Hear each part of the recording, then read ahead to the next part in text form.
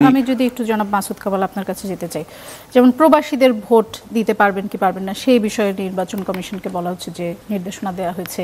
আমরা দেখছি যে নির্বাচন কোন পদ্ধতিতে হবে, পিআর পদ্ধতিতে হবে নাকি সরাসরি ভোটের মাধ্যমে, সেটি নিয়ে হঠাৎ করে আবার নতুন করে বিতর্ক শুরু হয়েছে। এবং যেমনটি বলছিলাম যে ইসলামপন্থী কিছু দল যারা জোট গঠনের প্রক্রিয়ায় আছে তারা হঠাৎ করেই বলা শুরু করেছেন যে নির্বাচনের পরিবেশ নেই, এবং অনেকেই বলছেন যে তাহলে কি নির্বাচন পেছানোর জন্য তারা এই ধরনের বক্তব্য দিচ্ছেন কিনা, এবং বিএনপির যেই আশঙ্কা যে ফেব্রুয়ারিতে নির্বাচন হয়তো হবে না সেটি কি ভিত্তিহীন কিনা, আপনার কি মনে হচ্ছে এখন পর্যন্ত অগ্রগতি দেখে? দেখেন, এখানে হলো কি, ফেব্রুয়ারিতে যে নির্বাচন হবে এটা এখন পর্যন্ত কেউ বলেনি, এটা অফিসিয়ালি এটাকে কেউ এখন পর্যন্ত কিন্তু এন্ডোর্স করেনি যে ফেব্রুয়ারিতেই নির্বাচন হবে। আপনি যে কথাটার উপর ভিত্তি করে আমরা কথাটা বলছি সেটা হলো যে ওই যে যৌথ ঘোষণা, যৌথ যে বিবৃতিটা ছিল 13 তারিখে, 13ই জুন তারেক রহমান সাহেবের সঙ্গে, সেখানে ওই বিবৃতিতে একটা জায়গায় বলা হয়েছিল যে, আমি পড়ে শোনাই আপনাকে, সব প্রস্তুতি সম্পন্ন করা গেলে 2026 সালের রমজান শুরু হওয়ার আগের সপ্তাহেও নির্বাচন আয়োজন করা যেতে পারে। এই সব প্রস্তুতি সম্পন্ন হয় তাহলেও কিন্তু রমজানের এক সপ্তাহ আগে নির্বাচন হবে এটা বলা হচ্ছে না, বলা হচ্ছে তাহলেও যেতে পারে। কাজে সব প্রস্তুতি সম্পন্ন হওয়ার সঙ্গে কোনো সম্পর্ক নাই। আবার তারপরে বলা হয়েছে সেক্ষেত্রে সেই সময়ের মধ্যে সংস্কার ও বিচার বিষয়ে পর্যাপ্ত অগ্রগতি অর্জন করা প্রয়োজন হবে। সংস্কার তো হবে এবং বিচারের ক্ষেত্রে পর্যাপ্ত অগ্রগতি, মানে বিচারের ক্ষেত্রে অগ্রগতি হলে হবে না, কিন্তু ওটা পর্যাপ্ত হতে হবে। কারণ পর্যাপ্তটা কে মাপবে? আপনিও মাপতে পারেন, আমিও মাপতে পারি। আপনার মাপ একটা হবে, আমার মাপ আরেকটা হবে। এখন যিনি নির্বাচনের ডেট ঘোষণা করবেন, যিনি বলবেন, তার কাছে যদি অপর্যাপ্ত মনে হয় তাহলে তো হবে না ভাই। কাজে অনেকগুলো কিন্তু নির্ভর করছে, কোথাও বলা হয় না এই পর্যন্ত যে ফেব্রুয়ারিতে নির্বাচন হবে। তো এইটা দেখে বিএনপি খুব খুশি হয়ে গেছে। আমার বিএনপির নেতা আমার পাশে আছে, বিএনপি বিরাট খুশি হয়ে গেছে যে 7 তারিখে একটা ঈদ করছে, 13 তারিখে আরেকটা ঈদ, বিরাট একটা অর্জন। কিন্তু তারা এটা ভুলে গেছে যে 7 তারিখে একটা কোরবানি ঈদ ছিল, ওই সময় একটা কোরবানি হয়েছে, 13 তারিখে আরেকটা কোরবানি হয়েছে, মাঝখানে একটা আসরে আছে, মাঝখানে এই দুই কোরবানির মধ্যে পড়ে গেছে বিএনপি। এটা আমার বিবেচনা। আমি 13 তারিখে ঘোষণার মাধ্যমে মোটামুটি বিএনপি কোরবানি। কারণটা আমি বলি কি কারণটা হলো, দেখেন এখানে এটা যদি আমি যদি পলিটিক্সটাকে একটা মানে আপনার যুদ্ধের মতো মনে করি, বিএনপি এখানে পরিপূর্ণভাবে পর্যদস্ত হয়েছে। কয়েকটা ঘটনা বলি আপনাকে।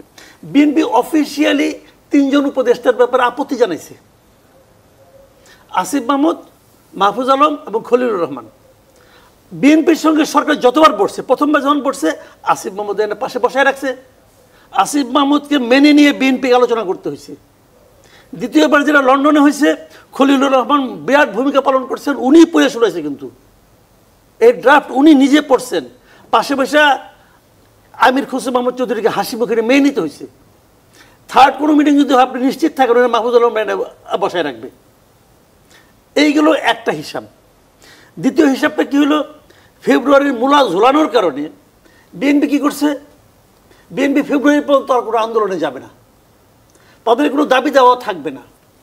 তাদের এত বড় একটা লজিক্যাল দাবি ছিল ইশাকের ব্যাপারটা নিয়ে, ইশাকে কেন শপথ পড়ানো, ইশাকে মোটামুটি কুরবানি দিয়ে ফেলেছি, দেখ এটা আমার কোনো আপত্তি নেই, আপনার পাঠা আপনি লেজে কাটবেন না ঘাড়ে কাটবেন এটা আপনার ব্যাপার, এটা বলে দিয়ে দিয়েছেন আপনি। আমার প্রশ্ন হলো, অ্যাজ এ পাবলিক, আপনি যে ডিসেম্বরে চাইছিলেন ইলেকশনটা, ওটা কি লজিক্যাল ছিল না? ওই চাওয়ার পেছনে তো আপনি সমস্ত জনগণকে সঙ্গে নিয়ে চাইছিলেন। তো হঠাৎ করে জনগণ আপনার কাছে মেটেরিয়াল হয়ে গেল, আপনার কিন্তু ফেব্রুয়ারিতে শিফট করলেন কেন? ব্যাখ্যা দেন আমাকে। আমি যদি জানতে চাই যে আমি তো ডিসেম্বরের জন্য প্রিপেয়ার ছিলাম, আপনি ফেব্রুয়ারিতে শিফট করলেন কেন ভাইয়া, এটা বোঝান আমারে। আপনার তো আমাকে দরকার, আপনি তো মনে করেন না জনগণকে আমার দরকার নাই, তাহলে খুব ভালো আছেন, থাকেন, সমস্যা নাই, যা ইচ্ছা তাই করেন। কিন্তু আমি মনে করি মাথায় রাখতে হবে বিএনপিকে, যে বিএনপিকে জনগণের দরকার নাই, জনগণকে বিএনপির দরকার আছে। বাংলাদেশে বহু পলিটিক্যাল পার্টি আসছে গেছে, কোনো ব্যাপার না, জনগণ থাকবে। কাজে জনগণের কাছে আপনি ব্যাখ্যা দিতে হবে যে আপনি কেন ডিসেম্বর থেকে সরাইয়া ফেব্রুয়ারিতে আসতেন। কোনো ব্যাখ্যা পাইছেন পর্যন্ত বিএনপির কাছ থেকে? কেউ ব্যাখ্যা দিছে? কোনো ব্যাখ্যা নাই। এবং তার উপরে 1.5 ঘন্টার আলোচনা আর কি আলোচনা হয়েছে কেউ জানে? 1.5 ঘন্টা গেলে এটুকু আলোচনা হয়েছে, এই যে 5 মিনিটে একটা বক্তব্য, আলোচনা তো 1.5 ঘন্টা হয়েছে, আর কি আলোচনা হয়েছে? জনগণকে জানাচ্ছেন আপনি? জানান নাই। এতে ফলটা কি দেখেন, নেট রেজাল্টটা কি? নানা ধরনের গুজব এখন মানুষের মধ্যে কিন্তু ঘুরে বেড়াইতেছে। আপনিও শুনছেন কত টাকা লেনদেন হয়েছে, এটাও বলা হচ্ছে। এখন বলবেন যে এটা সত্য না, আমিও মানি সত্য না, আমি অন্তঃস্থল থেকে বিশ্বাস করি সত্য না, কিন্তু আমি কি প্রমাণ করতে পারবো সত্য না? পারবো না তো। যেখানে দেখেন, ভূত কিন্তু রাতের বেলায় আসে, আর অমাবস্যা রাতে আসে। কেন? অস্পষ্টতার কারণে। তো এই সমস্ত ভূত কিন্তু অস্পষ্টতার কারণে। বিএনপির উচিত ছিল পরের দিনই ক্লিয়ার করে দেওয়া যে এই মিটিংয়ে 1.5 ঘন্টায় কি কি প্রসঙ্গে কি কি আলাপ হয়েছে। ট্রান্সপারেন্ট থাকতেন আপনি, আপনার মধ্যে কোনো ট্রান্সপারেন্সি নাই। কেন আপনি ডিসেম্বর থেকে ফেব্রুয়ারিতে গেলেন? বলা উচিত ছিল আপনার জনগণের কাছে। আপনি তো ট্রান্সপারেন্ট হতে পারেন আপনার বিভিন্ন অ্যাক্টিভিটিস নিয়ে। তো এই জন্যই ভাই প্রবলেম।